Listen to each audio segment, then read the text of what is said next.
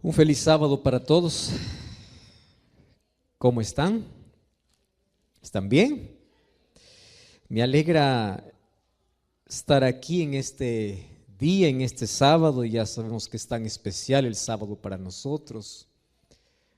Es un día que Dios separó desde la creación de este mundo para un encuentro con el ser humano.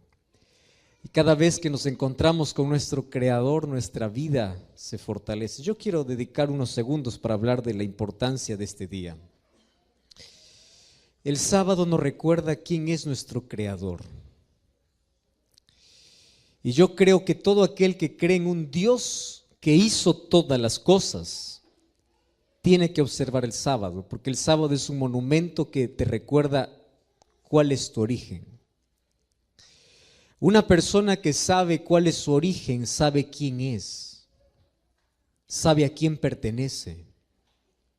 Y una persona que conoce su origen, también conoce el propósito de la vida. Una vida sin propósito es una vida sin sentido, es una vida vacía. Una vida sin sueños, sin visión, sin planes, sin nada.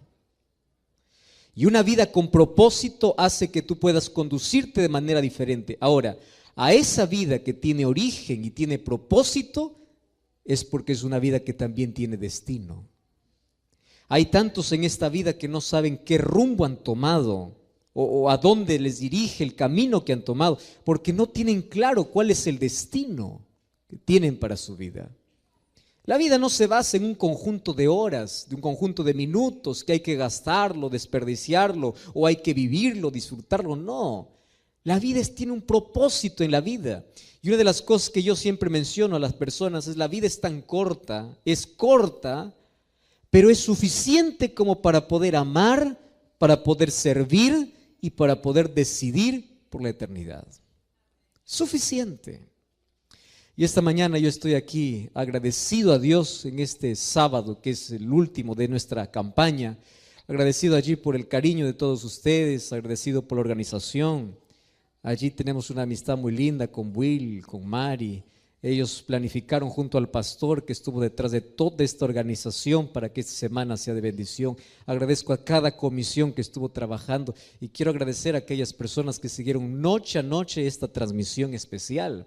Que Dios te pueda bendecir. Estoy muy feliz por aquellas decisiones. Esta es una campaña que rompió las paredes y rompió las fronteras y llegamos hasta todo Latinoamérica y a varios estados de aquí de los Estados Unidos. Tantas personas acompañando noche a noche, viendo siempre aquellas lindas decisiones. No sabes cuánto me alegra. Yo estoy orando por aquellas lindas decisiones. Gracias, porque no solamente acompañas el mensaje, sino respondes ese mensaje. Que Dios te pueda bendecir.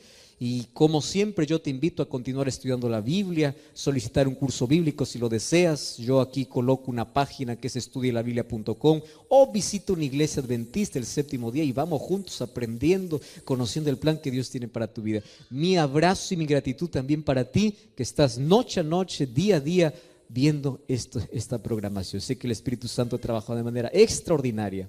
Y un abrazo allí que pueda cruzar la frontera, la distancia y aquella pantalla en la cual te estás mirando. Dios te bendiga.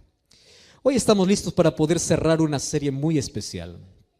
Y durante esta serie hemos hablado del Dios de lo imposible. Mas yo quiero tocar esta mañana dos puntos importantes antes de abrir la palabra de Dios. Primer punto importante. El peor error que puede cometer el ser humano en la vida es huir de Dios, es rechazar a Dios. Yo voy a decir por qué es un error. Porque la vida sin Dios es un gasto de vida, un desgaste de vida. Desgaste, es una pérdida de tiempo. Hace algunos años yo visité a un hombre de 89 años que estaba en un hospital. Cuando vamos a los hospitales, vemos una realidad diferente a las personas que tienen salud o a las personas que tienen alguna dolencia pero están en casa. En el hospital no hay manera de poder no enternecerse, de poder no llorar incluso con algunas personas al ver tan de cerca el sufrimiento, el dolor. Y una de las cosas que más ha chocado mi vida es cuando yo he visitado un hospital del niño. yo no sé, en cada país tiene algún hospital, algún lugar donde solamente se atienden niños. Y tú sabes que en un hospital de niños no existe un ateo.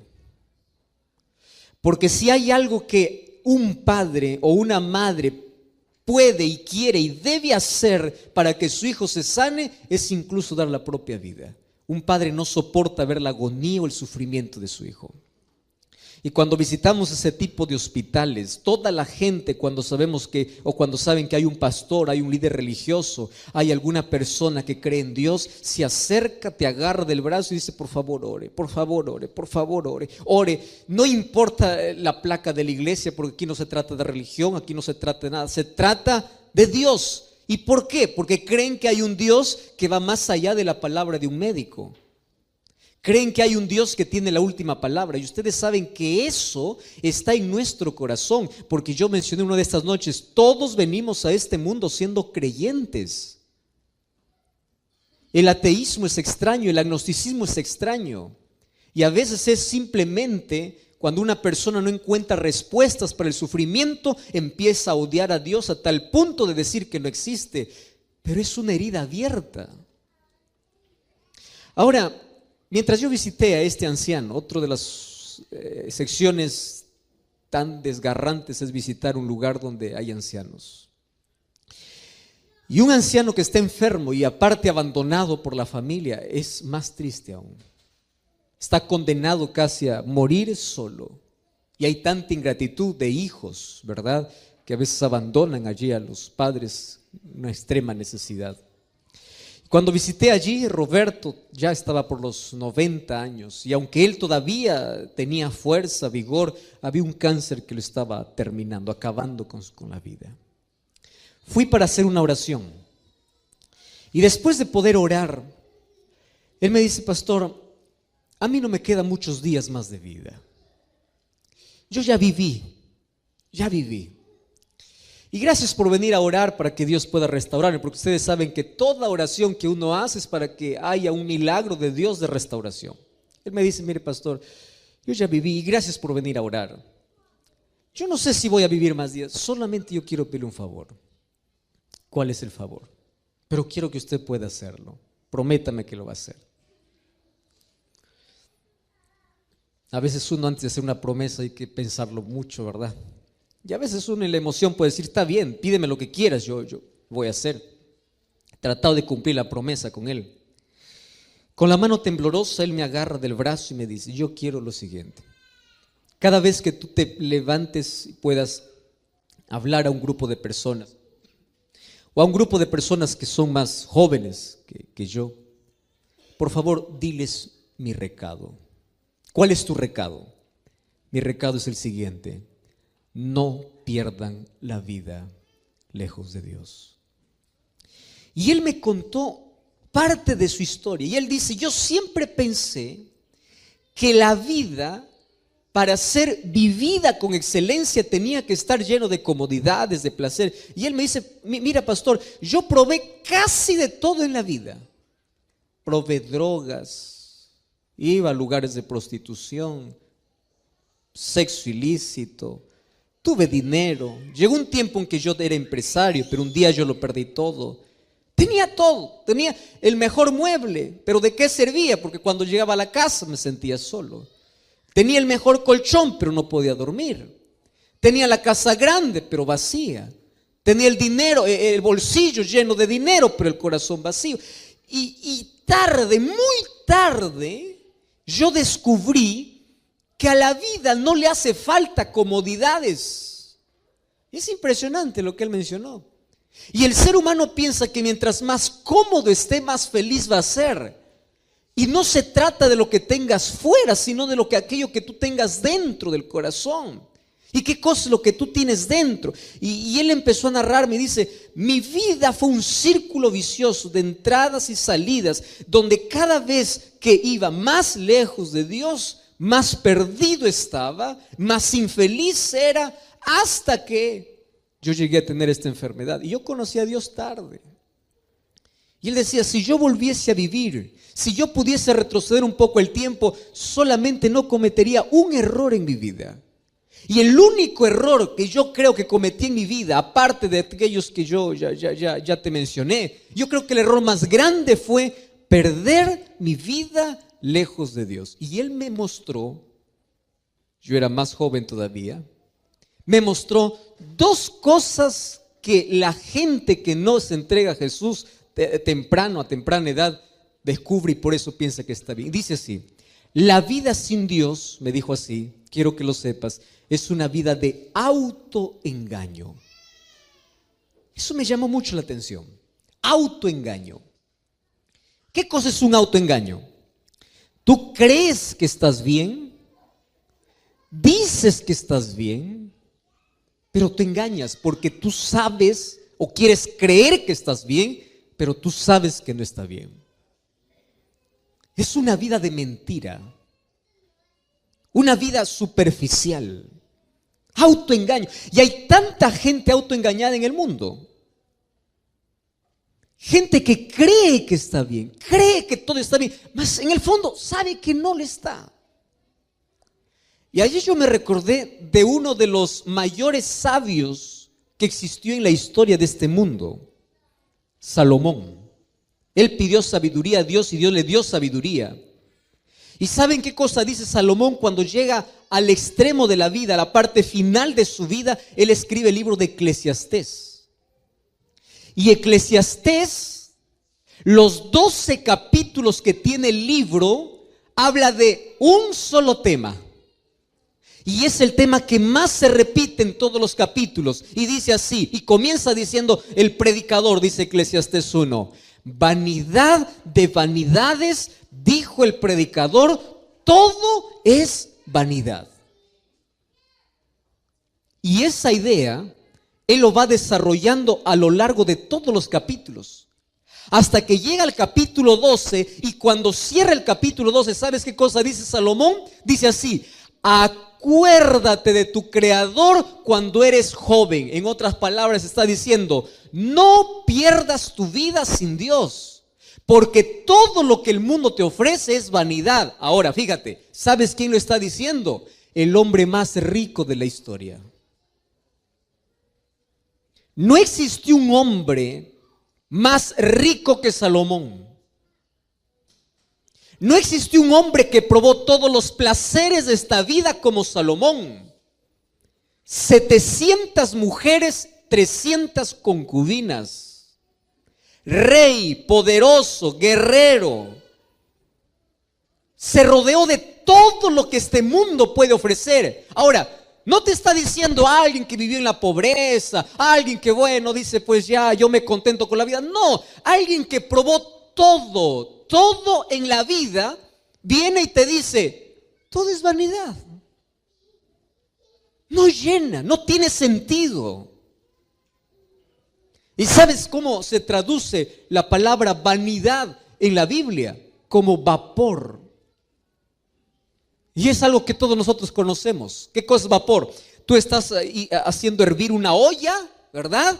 Cuando hierve la olla, tú destapas, tú sacas la tapa de la olla. ¿Qué cosa sale? Un vapor. ¿Y qué cosa es vapor? Tú intentas agarrar el vapor y dices, voy a agarrar el vapor. Te vas, sostienes el vapor y dices, agarré vapor. Abre la mano, no hay nada. Así es la vida sin Dios. Tú dices, esto es felicidad, soy feliz. Termina aquello que crees que te hace feliz y es nada. Es vacío. Vanidad, es vapor. Y allí termina Eclesiastés capítulo 12 diciendo, el fin de todo el discurso oído es este: teme a Dios y guarda sus mandamientos, porque eso es todo del hombre. Y acabó el libro. Ahí está el resumen de la experiencia del ser humano que tiene propósito y sentido en la vida. Entonces el primer consejo, y que jamás voy a olvidar, que dio Roberto aquel día, es: diles por favor que no pierdan tiempo lejos de Dios. ¿Y por qué? Esta mañana yo quiero mostrar cómo la Biblia, desde el primer capítulo hasta el último, trata de poder colocar en la mente de todos los seres humanos dos atributos de Dios. Dios tiene muchos más, por supuesto, pero hay dos atributos que siempre se resaltan. El primer atributo es: Dios es amor. Incluso el carácter de Dios es amor. Dios no tiene amor, Dios es amor. Número 2, Dios es poderoso. Y las mayores dificultades de la vida es la mayor oportunidad para que Dios haga milagros. Tu imposibilidad es la posibilidad divina. Tu fracaso puede ser la victoria divina. Dios es amor y Dios es poder. Y el error humano es desafiar su poder y rechazar su amor. Grave error. Y esta mañana yo quiero abrir la palabra de Dios en el primer libro de la Biblia, libro de Génesis, capítulo 17. Vamos a Génesis, capítulo 18. Génesis 18, versículo 14. Y aquí la Biblia presenta una pregunta que todos vamos a responder esta mañana. Génesis capítulo 18, versículo 14. Vamos a leer todos juntos. Me encanta cuando todos podemos leer la palabra de Dios. Génesis 18, 14. Dice así la Biblia. Ustedes pueden leer, yo no sé cuál es la versión que ustedes tienen. Vamos a leer 2 y 3. ¿Qué cosa dice? ¿Hay alguna cosa difícil para Dios? Es lo que dice su Biblia también. ¿Sí? Vamos ahí. ¿Hay alguna cosa? ¿Acaso hay alguna cosa imposible o difícil para Dios? Y de allí viene la respuesta. De aquí a un año, en este mismo tiempo, yo volveré a ti y Sara tendrá un hijo. ¿En qué circunstancias se sale esta pregunta? Un día cuando el ángel de Jehová vino para hablar con Abraham y le dice: mira, Abraham, tú vas a tener un hijo. Y Sara estaba riéndose, ¿verdad? Dice: ¿cómo yo voy a tener un hijo? Un hijo se puede esperar cuando una mujer está joven, ¿verdad? O todavía está dentro de ese proceso, de ese tiempo donde puede el óvulo ser fecundado por el espermatozoide para poder crear la vida. Y ella dice: yo ya ni siquiera tengo el periodo de las mujeres. Yo ya estoy a los 90 años, mi esposo tiene 100 años. ¿Cómo es posible? Eso es ilógico. Eso es imposible. Y allí viene la pregunta que hace Dios. Dice: ¿hay alguna cosa imposible para Dios? ¿Y cuál es la respuesta? ¿Sí o no? ¿Por qué no? Porque la respuesta más inmediata es porque Dios es poder. Y el poder de Dios funciona en contra de nuestra lógica. ¿Saben cuándo entramos en problemas los seres humanos? Cuando nos creemos que somos más sabios que Dios. Creemos que nosotros tenemos la razón y no Dios. Miren cómo es el ser humano de curioso. Va a la Biblia y en la Biblia dice: tienes que comer esto, esto y esto. El ser humano cierra la Biblia y dice: no, yo puedo comer lo que quiera. ¿Por qué? Bueno, porque es verdad, la Biblia dice, pero es anticuado, es para el judío. ¿Qué tiene que ver eso? Es salud, eso es principio de salud. Pero el ser humano va y dice: no, yo voy a comer incluso aquello que la Biblia no quiere. ¿Por qué? Porque creo que yo tengo la razón. Es más, hay gente que discute con Dios y dice: ¿cómo Dios vas a prohibir esto si esto es? O sea, el ser humano cree que tiene la razón.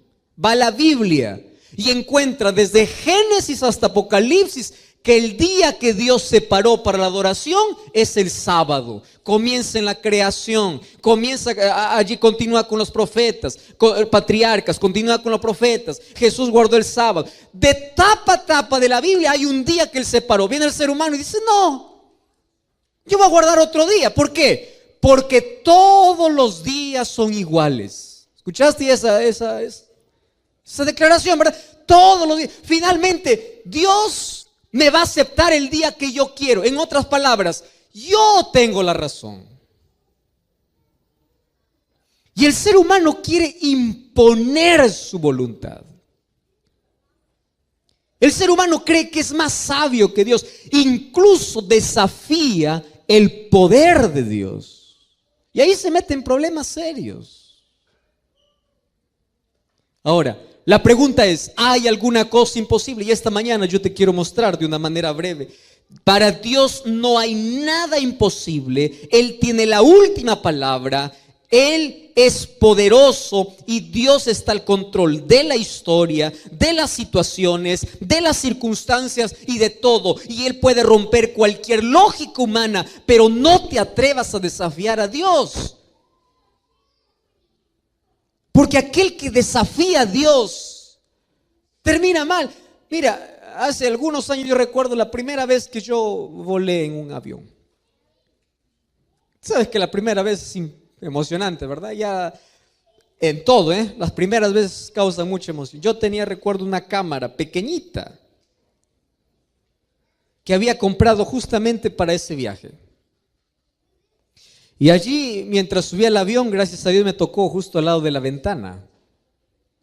Y yo estaba allí despegando de Lima, estaba saliendo. Y yo conocía un poco allí la ciudad. Cuando yo estaba allí paseando en la ciudad, los edificios eran grandes, habían grandes monumentos, habían grandes carros, grandes camiones. Entonces yo era la primera vez allí en el avión. Yo dije, yo voy a llevar mi cámara para tomar fotos, todo lo que vi. No sabía que en el cielo solo se ven nubes, ¿no? Y no hay nada más para tomar. Pero bueno, ahí estaba con la cámara. Entonces ahí, mientras el avión estaba despegando, la emoción tremenda era. Ahí levanté la ventanita y empecé a tomar fotos, ¿no? Desde arriba. A medida que el avión se elevaba, yo empezaba a tomar fotos. Y yo conocía esos lugares y veía que aquellos edificios enormes cada vez se hacían más chiquitos, más chiquitos, más chiquitos, más chiquitos. Aquellos carros grandes parecían juguetes. Y después yo hacía zoom, zoom, zoom y no encontraba ningún ser humano. Aquellos tremendos monumentos eran pequeños. Y el ser humano, que ya es pequeño, por más que le ponga zoom solamente a cierta distancia, ya no lo ves más. Ahora, mientras el ser humano está aquí en la tierra, se cree el todopoderoso, aquel que desafía, aquel que rechaza. Yo digo, Señor, tanto amor tienes. Qué difícil es para ti desde el cielo cuando alguien te niega, alguien reniega, alguien hace en contra de ti, mirar al ser humano y hacer, se acabó. Se acabó. Él es poder, pero es amor. Y en su amor usa su poder para intentar convencer a ese ser humano insignificante que tanto lo ama. Pero mientras estás aquí, levantas el pecho, te crees rico, poderoso, te crees. Sube a un avión y vas a ver qué tamaño eres. Y así desafiamos su poder. Así desafiamos su amor. Ahora, si Dios es amor y poder, Dios tiene el control de todo. Fíjate una cosa, Dios tiene el control absoluto de la naturaleza. La naturaleza le obedece. ¿Te acuerdas tú aquella historia? Un día, el pueblo de Israel estaba avanzando para la tierra prometida. Entonces se enfrentan ante el primer problema grande, frente a un mar. El pueblo enemigo estaba detrás, había montañas a un lado, el mar a otro lado. ¿Qué cosa podía hacer el ser humano? Estaba perdido, estaba condenado a morir. Allí los israelitas empezaron a llorar y Dios habla a Moisés y dice, ¿pero qué te olvidaste cómo salieron? Y fíjate una cosa, levanta la vara, le dice Dios a Moisés. Y cuando levanta la vara, el mar se abre. ¿Qué cosa es eso? Poder.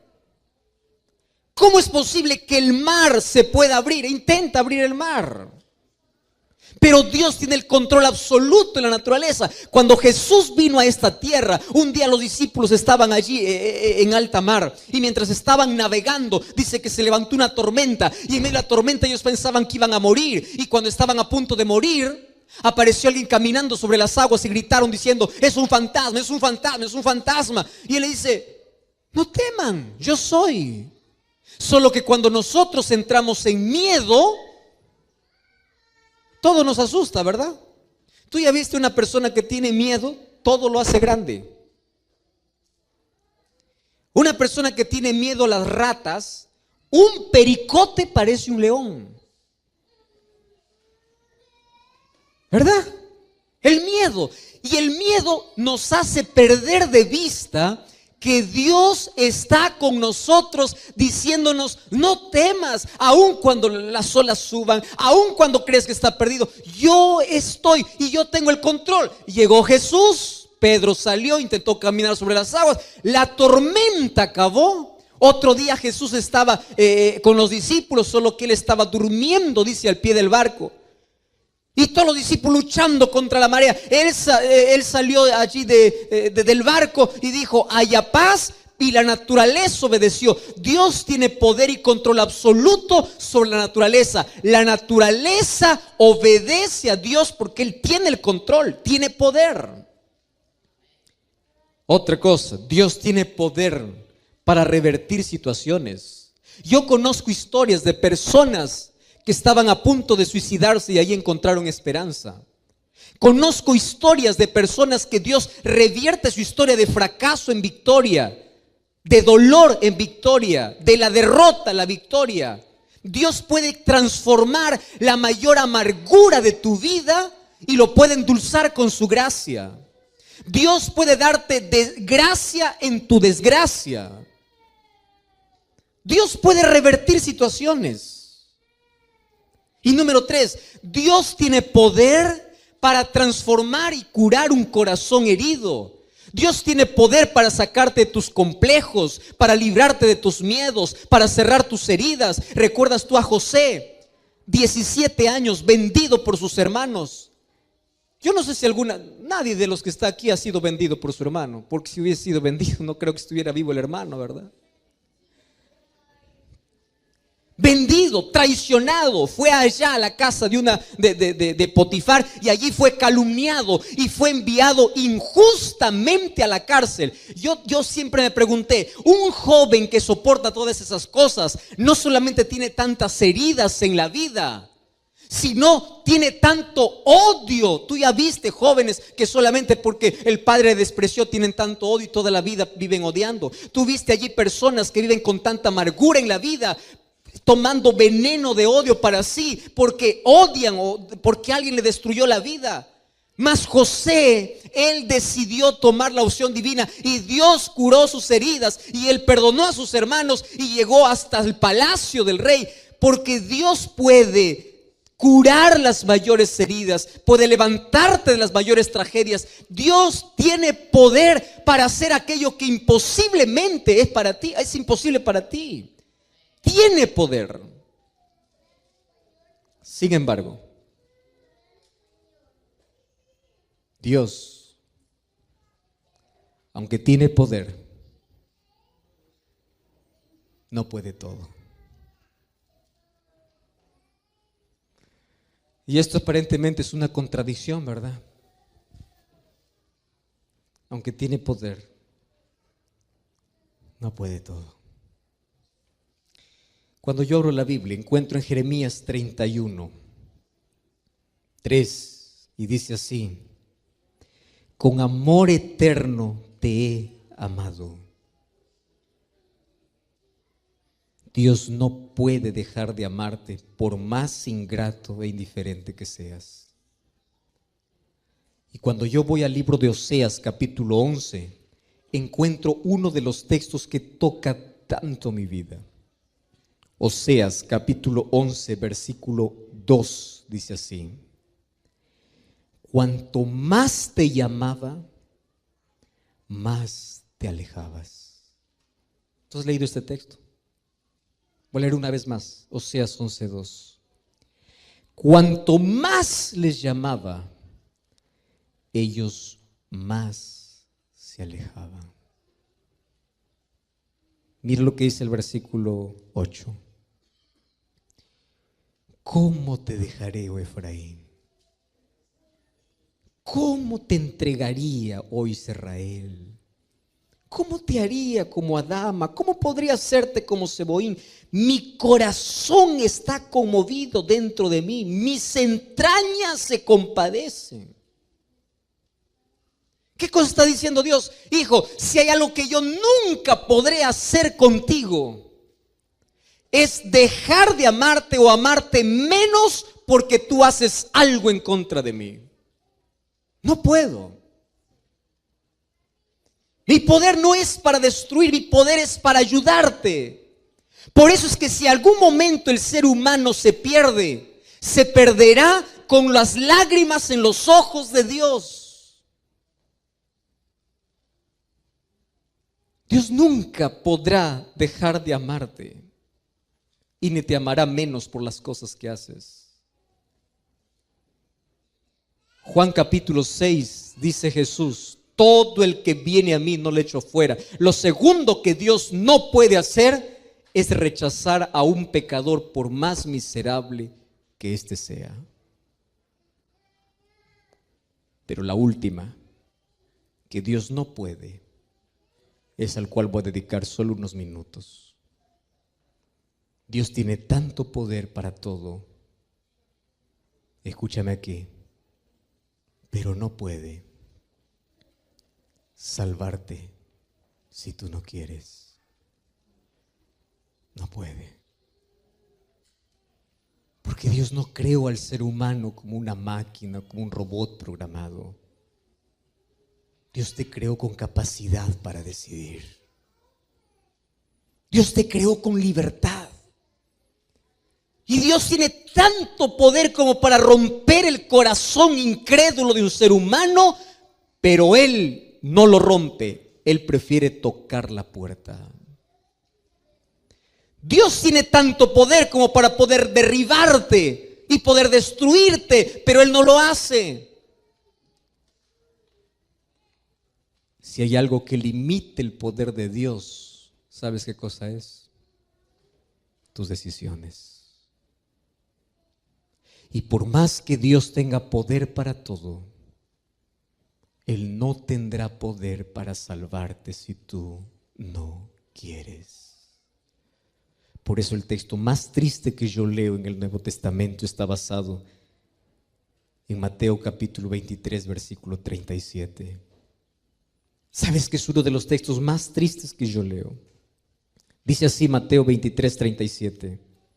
Dice así: Jerusalén, Jerusalén, tú que matas a los profetas y apedreas a los que te son enviados. Y yo quiero que tú leas el clamor de Dios cuando dice: ¿cuántas veces quise juntarte como la gallina junta sus polluelos debajo de sus alas, pero tú no quisiste? Voy a leer una vez más este texto. Solo que en lugar de Jerusalén, yo quiero que coloques tu nombre. Y allí no sé cuál es tu nombre. Carlos. Voy a poner mi nombre, Joel. Joel, tú que matas a los profetas. ¿Qué es matar a un profeta? Aquí era literal. Ellos mataban a los profetas, pero en nuestro caso puede ser despreciar a los que son enviados por el Señor. Y dice así: ¿cuántas veces te llamé? ¿Cuántas oportunidades yo te vi? ¿Cuántas veces quise juntarte como la gallina junta sus pollitos debajo de sus alas, pero tú no quisiste? Queridos, por eso es que el mayor error del ser humano es despreciar la voz de Dios. Tú tienes solamente dos opciones en la vida. La primera opción es correr a los brazos de Dios y la segunda opción es huir de la presencia de Dios. Y Salmo 139 dice: ¿a dónde huiré de tu espíritu? ¿A dónde? Esta mañana yo quiero contar una historia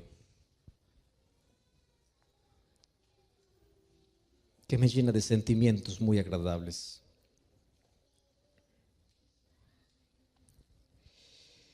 Yo conozco una persona que hace algunos años atrás se casó con una muchacha que era adventista del séptimo día. Él no lo era.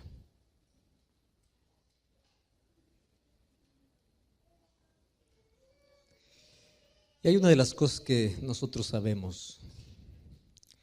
Una persona que fue criado con principios desde niño, la Biblia dice que nunca se va a olvidar, nunca se va a apartar de ese camino. Por más que alguna vez intentes salir, Dios siempre te va a llamar. Y esta muchacha, por los caseros, las cosas de la vida, se alejó de Dios, se alejó de la iglesia. Pero un día ella decidió volver a Jesús y decidió volver a la iglesia. Solo que eso le trajo problemas a ella, porque el esposo no quería saber nada con otra religión. Tú ya conoces una persona que es totalmente resistente cuando alguien le dice, mire, estoy yendo a una iglesia, quiero entrar en vida a Jesús. Y allí comienzan los conflictos y los problemas. Y a pesar de eso, esta muchacha, esta chica, vino para la iglesia.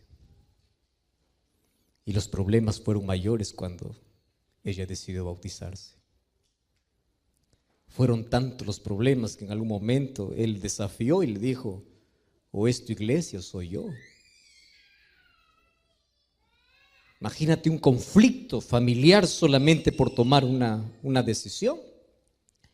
Solo que en el transcurso de ese tiempo conoció a otra pareja, una familia. Y empezaron a entablar una amistad interesante. Y una de las cosas que Dios siempre nos pide es que cuando tratemos a alguien con amor, el amor tiene tanto poder. Yo digo a las personas, nunca digas a alguien qué significa seguir a Jesús. Muéstrale con tu vida qué es seguir a Jesús. Nuestras palabras pueden ser olvidadas, pero jamás la manera como tratamos, como amamos. Y a pesar de que había ciertos problemas y discusiones porque la esposa ya decidió volver a la iglesia y fue bautizada, un día esta familia también le invitó para poder almorzar allí en casa, y entre las conversaciones de ida y vuelta, allí empezaron de pronto a hablar acerca de temas religiosos, temas espirituales. Y la propuesta que le hizo este amigo es así, mira, vamos a estudiar la Biblia, pero no hablemos de religión, porque tú tienes un contexto religioso, yo tengo otro, y a veces uno cree que cuando uno va a estudiar la Biblia va a hablar de religión, y ese es el peor error. Porque cuando uno va a estudiar la Biblia no va a estudiar religión, va a estudiar a Jesús, a Dios, porque Él es el que nos salva. Y sin prejuicios empezaron a estudiar la Biblia. Aquel corazón duro parece que cada vez iba derrumbándose y el Espíritu Santo estaba trabajando en el corazón de este hombre. Continuaron estudiando la Biblia y de pronto él se chocó con dos verdades que desconocía: la verdad del estado de los muertos y la verdad del sábado.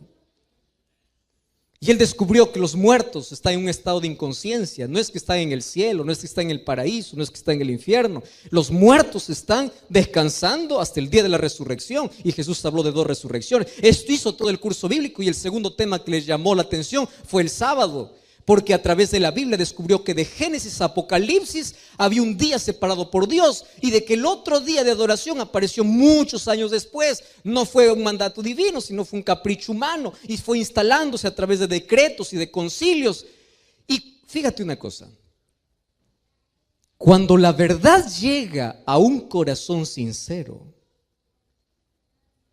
quien es sincero acepta la verdad, aunque le cueste mucho. Porque tú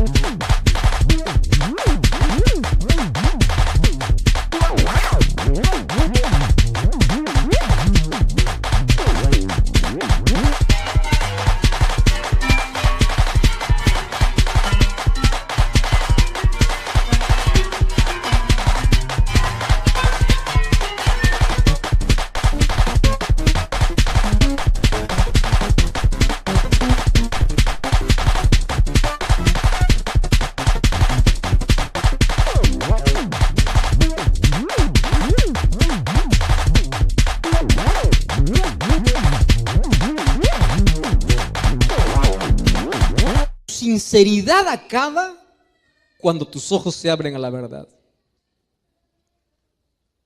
Y esta persona tomó la decisión después de haber visto la verdad del sábado. Él tomó la decisión de no trabajar más en el lugar donde él frecuentaba trabajar. Así que ese fin de semana se fue para su jefe y le dice así: yo no voy a trabajar más a partir de mañana. Y allí comenzaron los otros problemas. El diablo es muy chantajista. ¿Y sabes cuál es el mayor chantaje que te hace el diablo? ¿De qué vas a vivir? Porque si tú no trabajas, estás despedido.